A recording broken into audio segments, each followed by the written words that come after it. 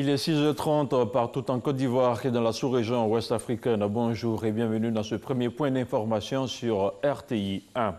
La 72e édition du Festival de Cannes se tient en France depuis le 14 mai dernier et se poursuit jusqu'au 25 mai prochain. L'événement cinématographique mondial accueille les meilleurs réalisateurs de la planète. Et dans la sélection officielle 2019, Atlantique, un film sénégalais en compétition pour la Palme d'Or, un film qui a bénéficié d'un appui financier de la Côte d'Ivoire dans le cadre de la coopération Sud-Sud. Les temps forts de la projection de ce long métrage avec Serge Coléa. Première grande projection pour Atlantique. Le long métrage de la réalisatrice franco-sénégalaise Mati Diop est le seul film africain sur les 21 en lice pour la Palme d'Or. Aux côtés du ministre sénégalais de la Culture et de l'équipe de production, la délégation ivoirienne. La Côte d'Ivoire, à travers le FONSIC, le Fonds de soutien à l'industrie cinématographique, a apporté son concours financier à cette fiction qui représente l'Afrique à Cannes. Il y a deux appuis institutionnels qui nous marquent, c'est le FOPICA du Sénégal et la Côte d'Ivoire. Donc ça, c'est une Afrique qui gagne, c'est une Afrique qui s'entraide. Et le résultat aujourd'hui, ça prouve qu'on peut aller loin, très loin. Et ce qui arrive aujourd'hui est magnifique et c'est historique parce que c'est la première fois qu'une femme quand même arrive à ce niveau pour le continent africain. Cortège hollywoodien de l'hôtel Le Gré d'Albion jusqu'à la montée des 24 prestigieuses marches du Palais des Festivals, siège de cette 112e édition du Festival de Cannes.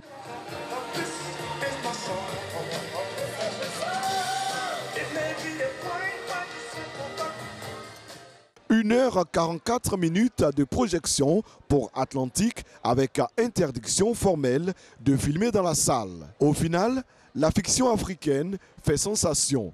La réalisatrice a su aborder avec une belle écriture cinématographique la question de la migration irrégulière. Notre action vis-à-vis du Sénégal est une action qui s'inscrit dans la démarche du ministre. Quand il a eu le scénario de ce projet, il a senti qu'il était nécessaire d'accompagner le Sénégal, c'est ce qu'on nous avons fait. Je pense qu'on va formaliser, rendre officiel ce qui se fait comme collaboration entre la Côte d'Ivoire et le Sénégal. Composée d'une vingtaine de membres, la délégation ivoirienne marque sa présence à toutes les grandes tribunes du festival. Plusieurs rencontres d'échanges professionnels et de coopération sont inscrites à son agenda. RTI, plus de 50 ans d'existence. Voici le journal télévisé. C'est le titre de l'œuvre produite par Ricardo Somone. L'homme aura passé 40 années de sa vie à réaliser plusieurs éditions du journal télévisé à la RTI. La dédicace de l'œuvre s'est déroulée à l'hôtel du district d'Abidjan en présence d'un parterre de personnalités politiques, administratives et coutumières. Stéphane Loboué a suivi la rencontre. Son reportage est commenté par Franck Quadio. Le nom est à consonance hispanique, mais l'homme est bel et bien du sérail national. La signature, elle, a longtemps rimé avec le journal télévisé sur le petit écran, notamment la chaîne 1, devenue RTI 1. Après 40 années de service, Ricardo Somone délaisse le pupitre et s'empare de la plume. Son œuvre, 50 ans d'existence, voici le journal télévisé. J'ai décrit comment le journal lui-même se confectionne et se réalise. Parce que ce sont des choses que le citoyen lambda, je peux dire, tous ceux qui n'appartiennent pas à la grande famille de la communication ignorent. Quels sont les problèmes au quotidien que la rédaction rencontre dans la production du journal? Cette œuvre, le début d'une série de 3 publications qui se veulent didactiques à l'endroit des étudiants et autres acteurs de l'espace audiovisuel, est apprécié par la critique. Son passage à la télé, je l'ai dit en fin d'analyse, mérite au moins 2 tomes de 400 pages chacun. Parce que ça fait 40 ans sous 5 présidents de la République, il faut le noter. Ça fait beaucoup de choses, beaucoup d'informations.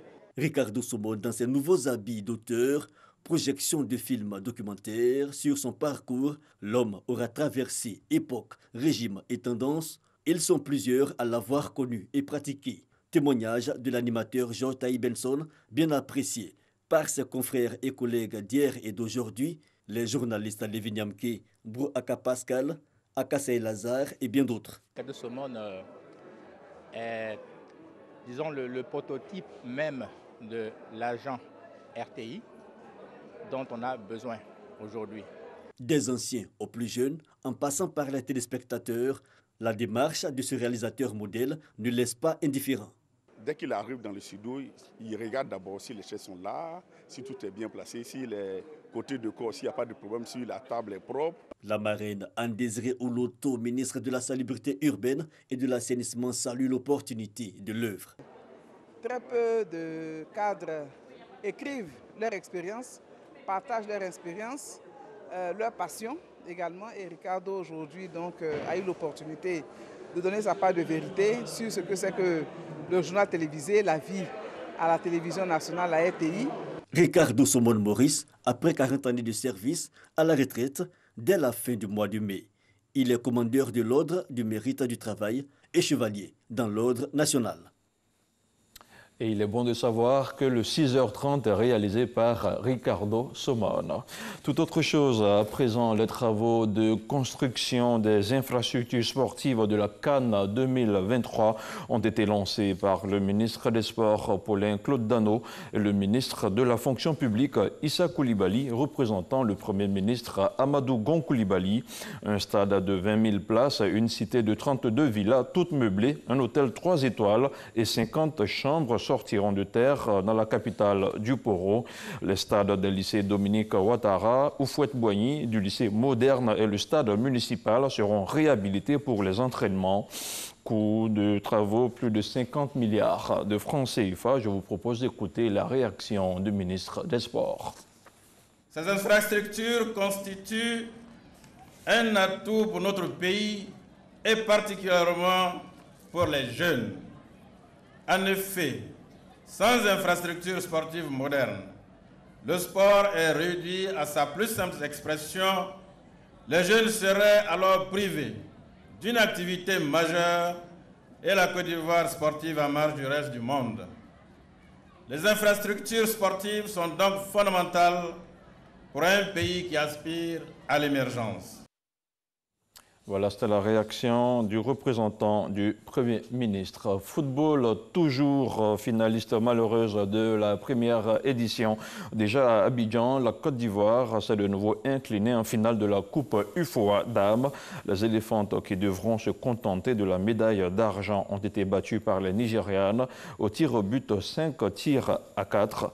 La rencontre s'était soldée sur le score d'un but partout.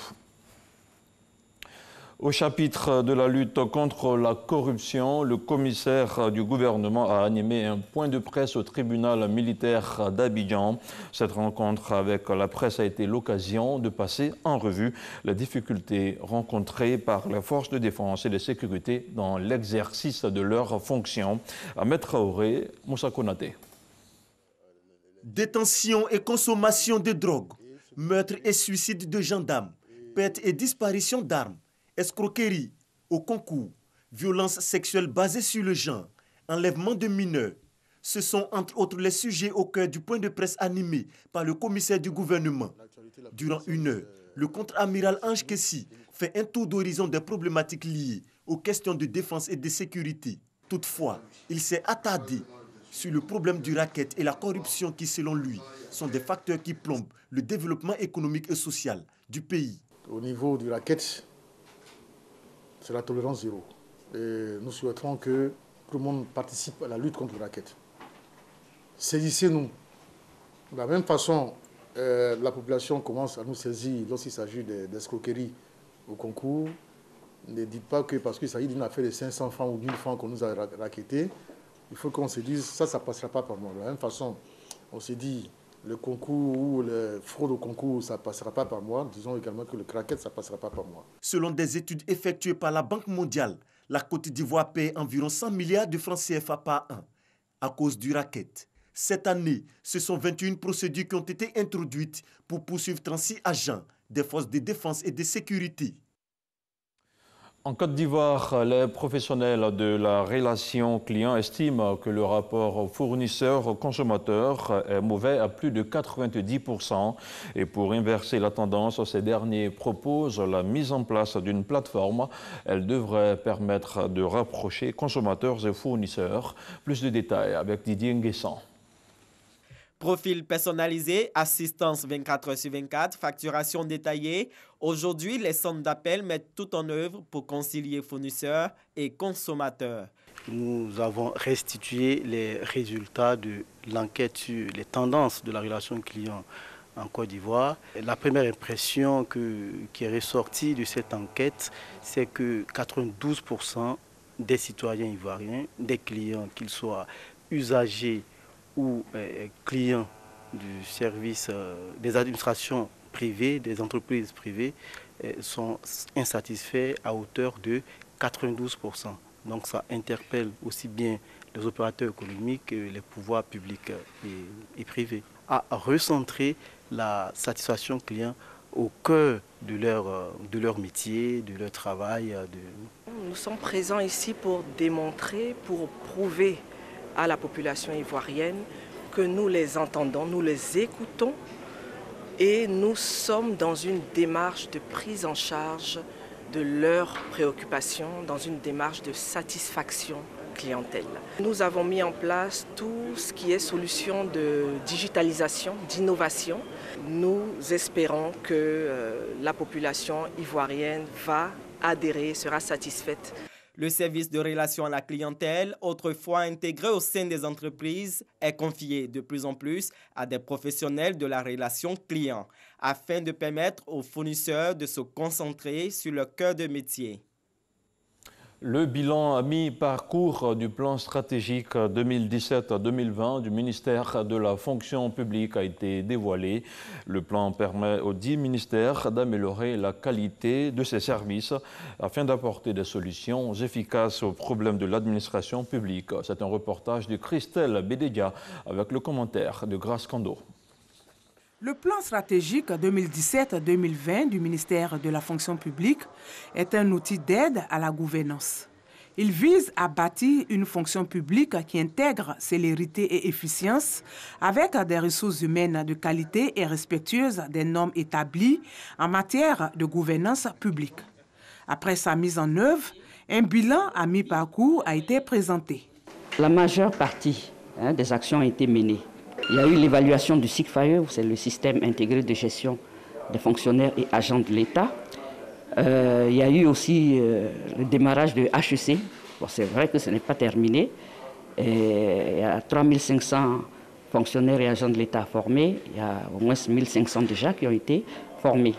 Les quelques mois qui nous restent jusqu'en 2020, on arrive vraiment à la dématérialisation de tout ce qui est service public rendu à l'usager client. Les autres défis à relever, d'abord il aura le mérite, il aura la transparence et il aura la veille stratégique. Le plan stratégique du ministère de la fonction publique est estimé à 18 milliards de francs CFA. Il bénéficie de l'appui partiel de l'Union européenne. C'est pourquoi, selon le directeur de cabinet du dit ministère, il s'avère nécessaire d'entreprendre des actions de recherche de ressources additionnelles auprès de partenaires. Un mot de cohésion sociale avant de refermer ce journal. Le ministre Amédée Kouakou, maire de Divo, était au contact de la communauté musulmane de sa cité. Amédée Kouakou Kofi tenait à exprimer son soutien aux musulmans en ce mois de Ramadan. 20 tonnes de vivres ont été offerts par le maire aux musulmans de sa commune pour tenir cette période de jeûne et de prière. Amédée Kouakou Kofi a aussi exhorté la communauté musulmane au renforcement de la cohésion et à la paix à Divo et en Côte d'Ivoire. L'actualité internationale nous permet de nous rendre en République démocratique du Congo où le nom du Premier ministre sera connu la semaine prochaine, a annoncé le président Félix Tshisekedi hier samedi aux diplomates siégeant dans son pays. Investi le 24 janvier, Félix Tshisekedi n'a pas attendu pour se mettre au travail. Début mars, il a démarré un programme d'urgence de 100 jours, plutôt bien accueilli par la population. Et puis cette bonne nouvelle nouvelle sportive pour terminer. Nicolas Pepe a été élu meilleur footballeur africain du championnat de France de football de Ligue 1 pour la saison 2018-2019. L'international ivoirien succède ainsi à Karl Toko Ekambi, l'international camerounais, au classement avec 379 points. Il a dévancé nettement le Tunisien Wabi Kazri et le Sénégalais Ismaïla Sarr. Nicolas Pepe est le 3e ivoirien et le 4e joueur. Le Lille a remporté le prix Marc-Vivien Foyer. Ce journal a été réalisé par Ricardo Somon. Merci à vous tous qui l'avez suivi. Retrouvez-le en intégralité sur le www.rti.ci. Et bonne fin de semaine à toutes.